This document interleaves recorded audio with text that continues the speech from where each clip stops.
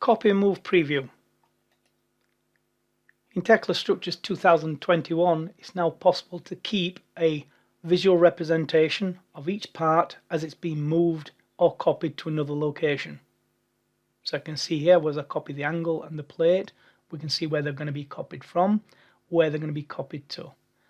It's the same for multi-selection of items, where we can now copy that whole assembly from point to point, and we get a clear indication of where the assembly is being copied from, where it's being copied to.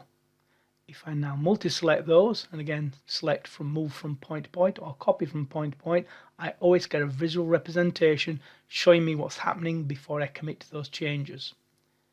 Individual items such as these plates can also be visually moved, and that's the same for all objects within Tekla Structures 2021.